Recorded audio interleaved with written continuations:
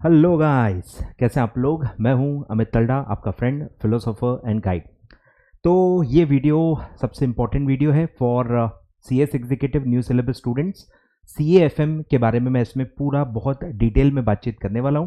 जो भी बच्चे दिसंबर 23 एग्जाम दे रहे हैं उनके लिए पूरा वीडियो देखना मैंडेटरी है। पूरा का पूरा वीडियो अच्छे से देखें। आपको ये जो भी सारे सवाल हैं मन में वो सब के सब आंसर होने वाले हैं इस वीडियो में। इतना इंपॉर्टेंट ये वीडियो होने वाला है। तो दिल भर के वीडियो लाइक करना है। अगर आपको मुझे खुश करना है तो आपको वीडियो लाइक करना पड़ेगा, और आपके लाइक से ही मैं सारी चीज़ें डिसाइड करता हूं कि आपको कितनी हेल्प करनी है, आपको कितने टिप्स देने हैं, आपको कितना कंटेंट देना है। ठीक है, तो डू एंश्योर कि आप वीडियो लाइक करते हैं। ठीक है, चलिए। तो दिसंबर 23 में अब ज़्यादा समय नहीं है, और काफ़ी बच्चों को अब समझ में आ गया है कि सीएएफएम क्या बला का नाम है, और कवर हो ही नहीं रहा होगा, पसीने छूट गए होंगे। और आप मुझसे अगर कनेक्टेड हो मेरे चैनल से, तो मैंने ऑलरेडी आगाह कर दिया था आपको कि ये सब्जेक्ट कितना भारी होने वाला है, और इसमें 40 मार्क लेने के लिए भी आप संघर्ष करोगे, क्योंकि ये पूरा रिटन पेपर है, इसमें कोई भी एमसीक्यू नहीं है, और ये पूरा का पूरा प्रैक्टिकल सब्जेक्ट है। आए ख्याल में? तो ये आपको मैंने पहले ही बता दिया था। ठीक है, तो आई होप आपको पहले से ही अंदाजा था, और मैंने आपको ये भी बताया था कि इसमें डिटेलिंग में पढ़ाई करना बहुत ज़्यादा ज़रूरी है। जिन्होंने भी हवा में पढ़ा होगा उनको अब समझ में आ गया होगा कि उन्होंने हवा में पढ़ के अपना टाइम वेस्ट कर दिया है, क्योंकि बहुत डिटेल्ड ये पूरा सब्जेक्ट है, और बहुत सारे टाइप्स हैं प्रैक्टिकल क्वेश्चंस के, बहुत ज़्यादा चैप्टर्स हैं compare to the marks. Coverage बहुत ज़्यादा है। ठीक है, तो एक एक करके स्टार्ट करते हैं। सबसे पहला जो सवाल है सर कि पेपर पैटर्न क्या होगा। पेपर पैटर्न क्या होगा? तो क्योंकि ये आपका पहला प्यारा सा अटेम्प्ट है, तो किसी को नहीं पता है, एग्जैक्टली किसी को भी नहीं पता है कि क्या होने वाला है। ठीक है, किसी को भी अंदाजा इसमें नहीं है। ठीक है, तो किसी को भी सीरियसली मत लेना, भले आप कितना भी उस टीचर को मानते हो, पर सब गेस्ट वर्क कर रहे हैं। आप उन पे रिलाई करना चाहते हो कि नहीं करना चाहते हो, आपका मतलब डिसीजन है। ठीक है, देर इज नो एविडेंस कि पेपर कैसे आने वाला है। ठीक है, तो इसमें अब क्या कर सकते हैं? ठीक है, तो इसमें क्या कर सकते हैं? इसमें आप जो आपके मॉड्यूल के पीछे का पेपर है, एक सैंपल पेपर दिया होता है, पर वो भी कोई गारंटी नहीं कि पेपर एग्जैक्टली वैसा होगा। ठीक है, वो एक सैंपल पेपर होता है, तो उसको आप देख सकते हो, बट अगर आप डीपली एनालाइज करोगे उस पेपर को तो उसमें कुछ प्रॉब्लम्स हैं। ठीक है, नंबर 1 प्रॉब्लम है कि एफएम वाला जो पार्ट है उसमें उन्होंने ऑप्शन वाला एक भी क्वेश्चन नहीं दिया है। आप कोई भी सब्जेक्ट उठा के देख लो, जहां भी 60-40 पैटर्न है, जैसे सीएमएसएल में है, टैक्सेशन सब्जेक्ट में है, और भी सब्जेक्ट में होगा, 60-40 वाले पैटर्न में जो भी आप पेपर देखोगे, 60 मार्क्स का जो पार्ट है उसमें भी एक एक्स्ट्रा क्वेश्चन होता है ऑप्शन में, और 40 मार्क्स वाला जो पार्ट होता है उसमें भी एक एक्स्ट्रा क्वेश्चन होता है। पर सीएएफएम मॉड्यूल के पीछे जो पेपर दिया है उसमें एफएम वाले पार्ट में ऑप्शन ही नहीं है। तो मैं ये बिल्कुल नहीं मान सकता कि एफएम के पार्ट में एक भी ऑप्शनल एक्स्ट्रा क्वेश्चन नहीं आएगा, जो कि हर दूसरे सब्जेक्ट में दिया हुआ है। तो वहां कहीं ना कहीं मुझे लगता है इंस्टीट्यूट से गलती हुई है, तो वो आपको उतना समझना है। ठीक है,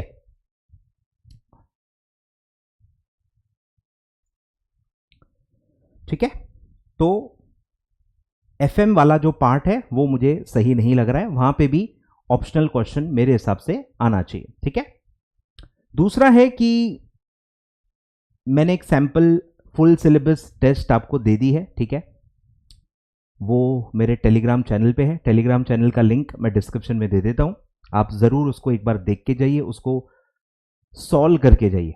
सिर्फ देख के मुझे नहीं लगता कुछ खास फायदा होगा आपका। पेपर पैटर्न के लिए आप देख सकते हो, मतलब मैं मेरे हिसाब से क्या पेपर पैटर्न होना चाहिए वो अगर आपको देखना है तो आप वो पेपर देख सकते हो फॉर पेपर पैटर्न, और मुझे लगता है आपको एक 3 घंटा प्रॉपर सेट करके उसको सॉल्व करना चाहिए, तो आपको अपनी प्रिपरेशन लेवल भी पता चल जाएगी। ठीक है, तो एक फुल टेस्ट मैं ऑलरेडी दे चुका हूं, वो आप देख सकते हो कि मेरे हिसाब से क्या होना चाहिए। ठीक है, वेटेज का मैं नहीं बोल सकता हूं, कोई भी नहीं बोल सकता है, वेटेज कुछ भी हो सकता है। मेरा ऐसा मानना है कि एज अ स्टूडेंट आपको ये मानना चाहिए कि हर चैप्टर में से एक क्वेश्चन आएगा, मतलब आपको छोड़ना नहीं है, कुछ भी छोड़ना नहीं है भाई ये ज़्यादा इंपॉर्टेंट है, ये कम इंपॉर्टेंट है।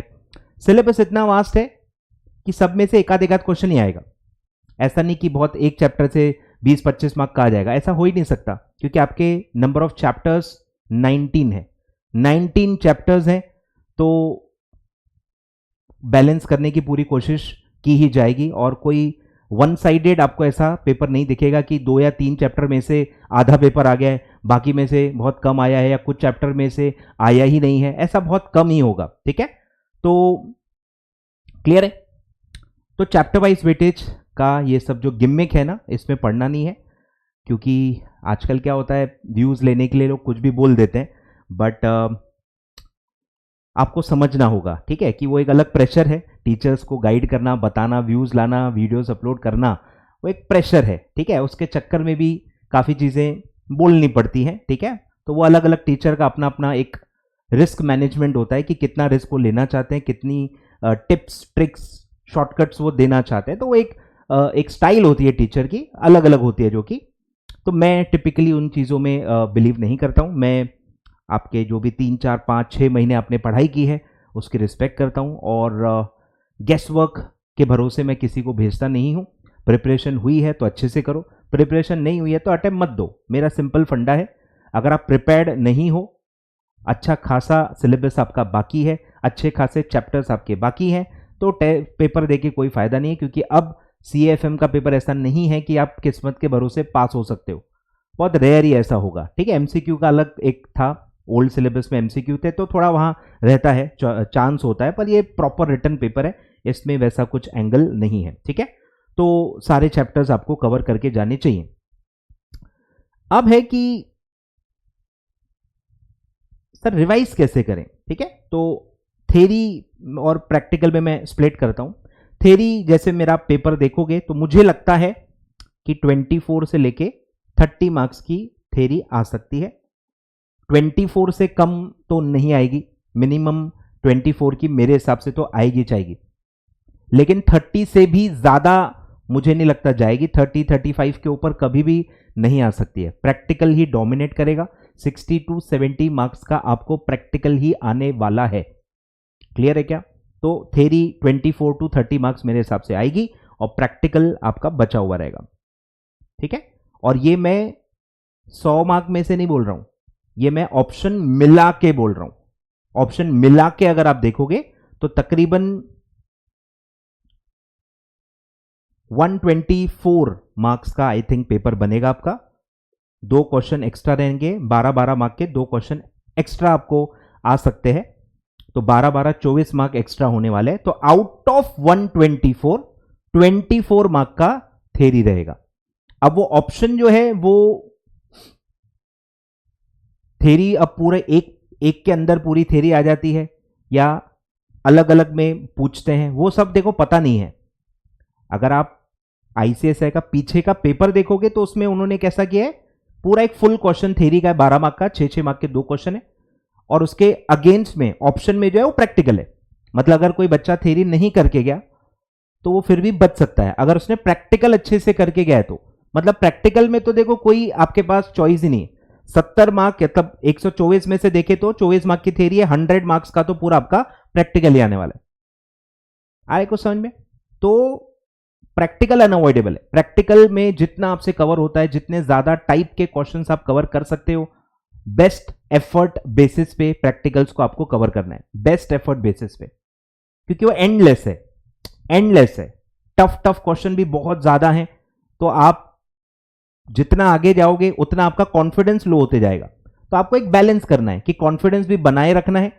और मुझे डर क्या है मैं आपको बता देता हूं। ऑनेस्टली मुझे डर ये है कि बच्चे बहुत टफ करके जा रहे हैं। कंसोलिडेशन के बड़े बड़े क्वेश्चंस कर रहे हैं, कैश फ्लो स्टेटमेंट्स के बहुत बड़े बड़े क्वेश्चंस कर रहे हैं, शेयर कैपिटल के बहुत बड़े बड़े क्वेश्चंस कर रहे हैं, डिबेंचर के बड़े बड़े क्वेश्चंस कर रहे हैं, कैपिटल बजटिंग के बड़े बड़े क्वेश्चन कर रहे हैं। तो लोग बहुत एक्सट्रीम क्वेश्चंस भी कर रहे हैं, इसके चक्कर में उनका कॉन्फिडेंस बहुत कम है। और ऐसा ना हो कि कोई बहुत ही चिंदी सा, बहुत ही ईजी सा क्वेश्चन आ जाए और आपको वो भी न जमे पेपर में, बिकॉज आप इतने डरे हुए रहोगे। तो डर बैलेंस करना है। इतने बड़े 16, 18, 20 मार्क के भी क्वेश्चंस होते हैं कुछ कुछ चैप्टर में, बट वो आपको नहीं आ सकते। अगर आप पेपर पैटर्न देखोगे 12 मार्क के ऊपर का क्वेश्चन नहीं है, 12-12 मार्क का एक सिंगल क्वेश्चन पूछा जा सकता है कॉर्पोरेट अकाउंटिंग में, और एक एफएम में, दोनों में 12-12 मार्क का एक क्वेश्चन आता है, तब आ सकता है एज पर पेपर पैटर्न। तो 12 मार्क का अगर आप पूछोगे कि क्या आ सकता है, तो 12 मार्क का कंसोलिडेशन आ सकता है। कंसोलिडेशन 12 मार्क इज ओके, ठीक ठाक लेवल का 12 मार्क का क्वेश्चन बनता है। कैश फ्लो स्टेटमेंट भी अगर आप एक प्रॉपर क्वेश्चन देखें जिसमें 3 4 5 एडजस्टमेंट्स हो, वो भी 12 मार्क के लिए पूछा जा सकता है।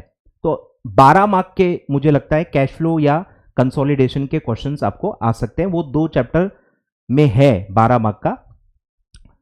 दूसरा है एफएम में अगर आप देखोगे तो कैपिटल बजटिंग है जिसमें 12 मार्क के क्वेश्चंस हैं। फिर अगर आप देखोगे तो मार्जिनल कॉस्टिंग जो लास्ट चैप्टर है आपका ऑपरेशनल एस्पेक्ट्स, उसमें भी आ सकता है। वर्किंग कैपिटल में भी आ सकता है, जो proper full working capital estimation का क्वेश्चन होता है, या क्रेडिट पॉलिसी इवैल्यूएशन का क्वेश्चन है। बाकी में इतने बड़े क्वेश्चन नहीं है, जैसे capital structure, cost of capital, उसमें 12 मार्क के क्वेश्चंस नहीं है। टाइम वैल्यू ऑफ मनी में भी 12 मार्क के क्वेश्चंस नहीं है। डिविडेंड पॉलिसी में भी 12 मार्क के क्वेश्चंस नहीं है। सिक्योरिटी एनालिसिस में भी 12 मार्क के क्वेश्चन नहीं है। तो कैपिटल बजटिंग मुझे लगता है कि 12 मार्क का आ सकता है, मेनली आईआरआर, एनपीवी, ठीक है, ये थोड़े लेंदी होते ही हैं, तो 12 मार्क का ये आ सकता है मेरे ख्याल से, और वो ट्रिकी रहेगा, ठीक है, मतलब ट्रिकी रह सकता है, आपको मतलब तैयार रहना है। क्लियर है क्या? तो वो बस गलती मत करना कि इतना ओवर आप प्रैक्टिकल में घुस गए हो और इतना आपने अपना कॉन्फिडेंस लो कर दिया है कि सिंपल पेपर भी आप अटेम्प्ट नहीं कर पाए, सिंपल पेपर में भी आप फेल हो गए। ऐसा बस नहीं होना चाहिए। मतलब स्टिक टू बेसिक्स, लेयर्स में पढ़ाई करो। पहला लेयर है सबसे इजी क्वेश्चन, कि इजी आया तो आपको जमना चाहिए। इजी में कॉन्फिडेंस लेवल बहुत हाई रखो। फिर मीडियम वालों को आपको टाइम देना है, मीडियम वालों पे ज्यादा प्रैक्टिस करनी है, और टफ वालों को सबसे आखिरी में रखना है। पूरे पेपर में मुझे लगता है 1 या 2 ही क्वेश्चन बहुत ज्यादा टफ या लेंदी हो सकते हैं, 1 या 2 तो आएंगे। तो बस वो 1 या 2 क्वेश्चन अगर आपने आखिरी के लिए रख लिए तो बस आप बच गए। अगर आपका 80 मार्क्स का पेपर अच्छे से सॉल्व हो गया, जो कि इजी और मीडियम लेवल के ही क्वेश्चन से बनेगा, तो आप आराम से 50 तक जा सकते हो। 80 मार्क का सॉल्व करके भी आप आसानी से 50 ला सकते हो। बता रहा हूं मैं, इतना टफ नहीं है।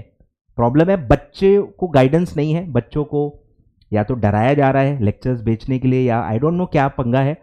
इतना टफ नहीं है अगर देखा जाए तो। अगर आप इजी मीडियम पे ज्यादा फोकस करो, इजी मीडियम वाले क्वेश्चंस पहले अटेम्प्ट करके आ जाओ, और इजी मीडियम मिला के अगर 70-80 मार्क्स का भी पेपर आता है तो आप आराम से 45-50 के रेंज में आराम से स्कोर कर सकते हो, प्रोवाइडेड वही आपकी स्पीड, आपकी प्रेजेंटेशन, आपकी कंसेप्ट क्लैरिटी, वर्किंग नोट्स लिखना, नरेशंस लिखना, ठीक है, वो सब छोटी छोटी बारीकियां आपको आनी चाहिए। अगर आपका प्रेजेंटेशन अच्छा है तो आप बहुत अच्छा स्कोर कर सकते हो, इन स्पाइट ऑफ 1 या 2 क्वेश्चन जो बहुत बड़े आ सकते हैं, वो भी आपको मतलब 50 लाने से नहीं रोक सकते।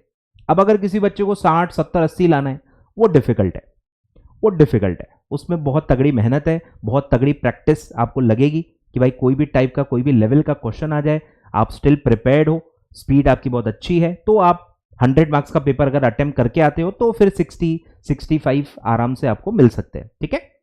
तो बच्चों का लेवल कितना है वो उस पर डिपेंड करेगा, ठीक है। क्लियर है क्या? अब सर रिवाइज कहां से करें वो बता दो, ठीक है। तो मैंने आपके लिए बहुत मेहनत की है, लेक्चर बायस, नॉन लेक्चर बायस, सबके लिए कॉमन नोट्स मैं दे रहा हूं।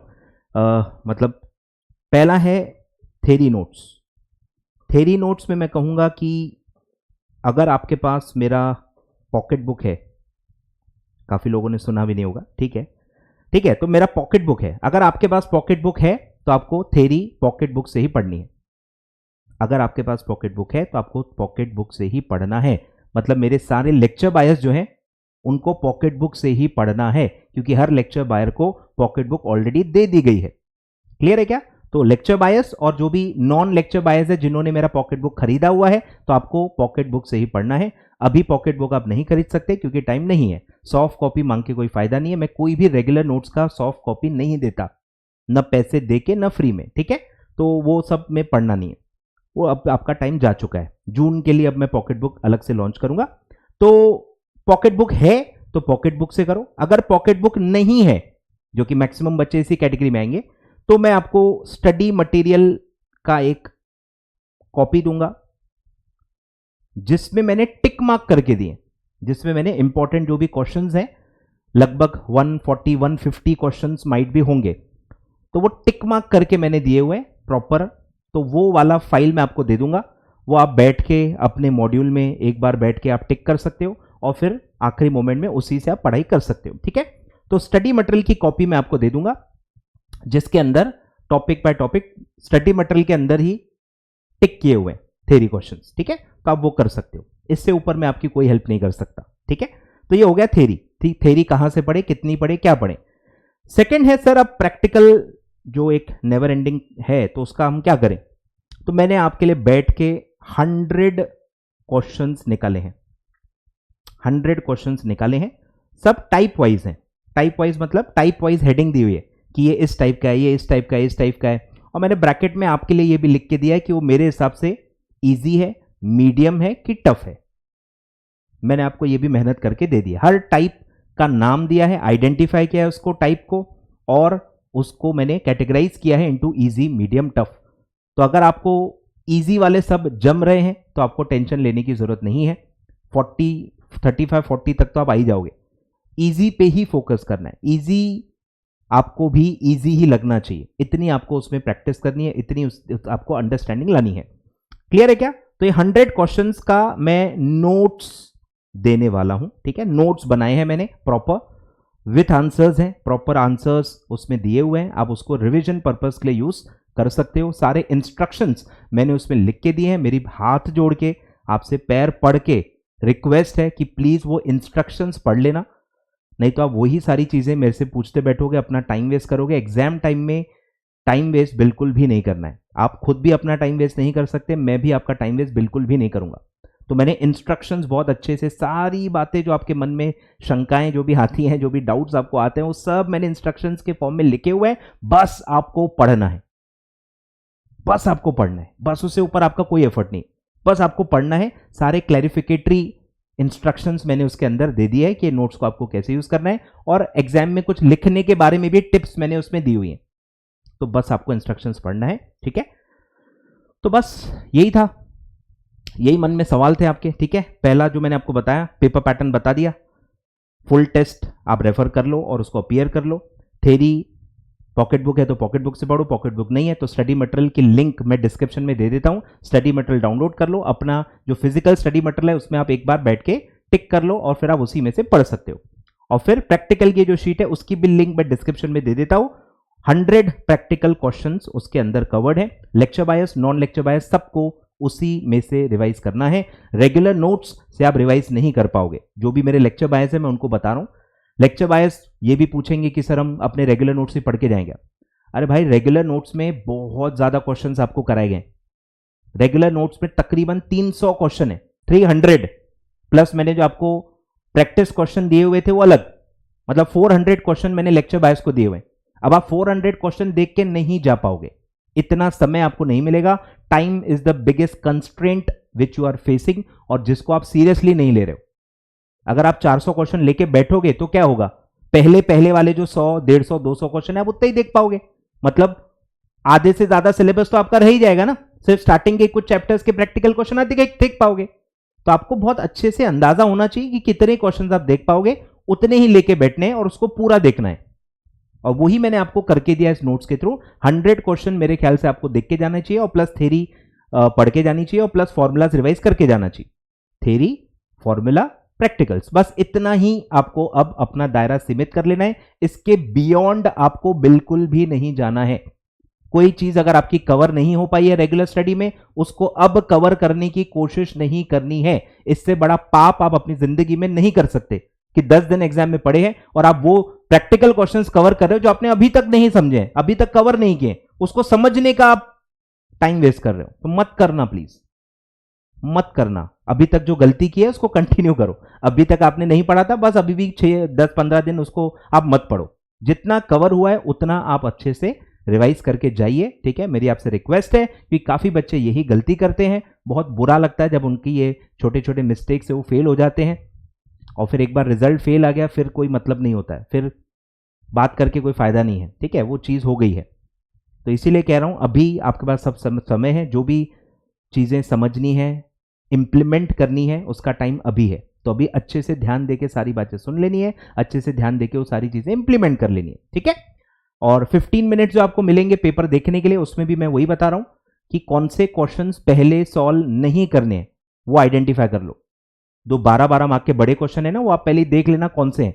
अगर वो लेंदी वाले हैं और आपको लगता है कि वो मेरे से टैली होगा नहीं, जैसे कंसोलिडेशन का एक प्रॉपर क्वेश्चन अगर आ जाता है, गलती से भी पहले सॉल्व नहीं करना है। भले आप गोल्ड मेडलिस्ट हो, कंसोलिडेशन के चैप्टर में आपको गोल्ड मेडल मिला हो ना, तो भी कंसोलिडेशन का पहले क्वेश्चन सॉल्व नहीं करना है, ठीक है। कैश फ्लो आप ट्राई कर सकते हो, लेकिन कंसोलिडेशन गलती से भी पहले सॉल्व मत करना, उसको सबसे आखिरी के लिए रखना, सबसे आखिरी में, ठीक है, वो भी टाइम मिला तो। क्लियर है क्या? तो मेरे हाथ में टिप्स देना है भाई, फॉलो करना आपके हाथ में है। आपको उतना ही फायदा होगा जितना आप मेरी बातें सुनोगे, नोट करोगे और उसको इंप्लीमेंट करोगे। सिर्फ वीडियो देख के कोई फायदा नहीं होता है, ठीक है। चलिए, तो ये सब बातें मुझे आपको बतानी थी। कुछ बातें मैंने इंस्ट्रक्शंस में लिखी हुई हैं। प्राइमरली मैं 2-3 पॉइंट्स बोलना चाहूंगा कि जर्नल एंट्री क्वेश्चन अगर आता है तो जर्नल एंट्री क्वेश्चन में नैरेशन लिखना मैंडेटरी होता है, उसमें भी मार्क्स होते हैं। अगर क्वेश्चन में ही लिखा है कि नैरेशन नॉट रिक्वायर्ड तो ठीक है, क्वेश्चन में सिर्फ जर्नल एंट्री लिखा है तो आपको नैरेशन लिखना पड़ेगा। अगर डेट्स दी हुई हैं तो आपको डेट भी जर्नल एंट्री में मेंशन करनी पड़ेगी। Journal as well as ledger, date दी है तो डेट मेंशन करनी पड़ेगी, डेट नहीं दी है तो आप उस कॉलम को ब्लैंक छोड़ सकते हो। और जहां भी वर्किंग नोट्स होती हैं, जैसे कंसोलिडेशन हो गया, कैश फ्लो हो गया, डिबेंचर्स हो गए, जहां जहां वर्किंग नोट्स होती हैं वहां पे आपको सेपरेटली वर्किंग नोट्स भी मेंशन करनी पड़ेंगी, उस पे भी मार्क्स होते हैं। आप नरेशन स्किप नहीं कर सकते, डेट कॉलम पर्पसफुली ब्लैंक नहीं छोड़ सकते, मार्क्स कट होंगे अगर डेट दी हुई है। और अगर वर्किंग नोट्स रिक्वायर्ड है, वर्किंग नोट अगर आप नहीं करोगे तो भी आपके मार्क्स कट होंगे। दूसरा एक सवाल होता है कि सर स्टेप मार्किंग मिलती है क्या? यस, स्टेप मार्किंग मिलती है। जितने भी स्टेप्स आपके सही होंगे आधा आधा आधा मार्क करके 2 मार्क 3 मार्क मिल जाते हैं। 6 मार्क में से 2-3 मार्क स्टेप मार्किंग में मिल जाते हैं, बट डोंट एक्सपेक्ट कि 6 मार्क में से 5 मार्क स्टेप मार्किंग में मिल जाएंगे। नहीं ना सर, सिर्फ आखिरी में मेरी एक छोटी सी गलती हुई थी, कुछ नहीं होता। गलत मतलब गलत, 2-3 मार्क तो आपके ऐसे ही कट हो जाते हैं क्योंकि आपने गलत लिखा है। फाइनल आंसर अगर आपका सही नहीं है, 2-3 मार्क तो कट होने ही है। स्टेप मार्किंग में आधे ही मार्क्स मिलते हैं। 6 मार्क का है तो स्टेप मार्किंग में 3 मार्क से ज्यादा मेरे ख्याल से नहीं मिलेंगे। आ रहा है कुछ समझ में? तो स्टेप मार्किंग मिलती है 6 में से 2 मार्क तक आप एक्सपेक्ट कर सकते हो। क्लियर है क्या? तो ये सारी बातें थी एंड आई होप आपने वीडियो अभी तक पूरी देख ली होगी। सारे इंस्ट्रक्शन जो जो मैंने बताए हैं आपने नोट डाउन कर लिया होगा। डिस्क्रिप्शन में मैं सारे रेलेवेंट लिंक्स दे दे रहा हूं नोट्स के, वीडियोस के, जो आपको देखना है। All the very best, all the very best. बस नए क्वेश्चंस नहीं देखने हैं, कुछ भी आपको जो नहीं आता है वो अभी आपको लेके नहीं बैठने हैं। बस ये गलती आपने नहीं की ना, बच जाओगे, मैं बता रहा हूं। कौन नहीं बचेगा? जो अभी भी बड़े बड़े क्वेश्चन लेके बैठा है, कंसोलिडेशन की फुल क्वेश्चन कर रहा है, जो एडजस्टमेंट उसने आज तक पढ़ी नहीं, वो अभी बैठ के एक एक एडजस्टमेंट समझ रहा है, तो वो बहुत बड़ा बेवकूफ है। उसको समझ ही नहीं आ रहा कि उसके पास समय कितना है। समय कितना है वो काउंट कर लो। सिंगल मॉड्यूल का बच्चा है, 2 ही दिन मिलते हैं एग्जाम के पहले, 2 ही दिन मिलेंगे। 2 दिन मतलब हार्डली 15 घंटे, 15, 16, 18 घंटे से ऊपर आप नहीं दे पाओगे। तो 18 घंटे में जितना पढ़ पाओ उतना ही मटेरियल आपको रिविजनरी बनाना है और उतने पे ही स्टिक रहना है। और अगर आप बोथ मॉड्यूल स्टूडेंट हो फिर तो भाई ऑल द वेरी बेस्ट। आप कैसे करोगे मैनेज मुझे भी नहीं पता। तो सिंगल मॉड्यूल का बच्चा है तो प्रैक्टिकल पे आपको ज़्यादा फोकस करना चाहिए, क्योंकि प्रैक्टिकल का वेटेज बहुत ज़्यादा रहने वाला है, ठीक है। प्रायोरिटी प्रैक्टिकल्स को देनी है और टाइम बचा तो उसके बाद थ्योरी आपको पढ़नी चाहिए, जो सिंगल मॉड्यूल के बच्चे हैं वो, ठीक है। चलिए, तो आई होप काफ़ी सारी बातें मैंने आपको बता दी हैं। और वीडियो लाइक कर देना, चैनल सब्सक्राइब कर देना, बने रहना, और भी कुछ ना कुछ मैं आपको जो भी ज़रूरी होगा वो बताते रहूँगा। Thank you so much.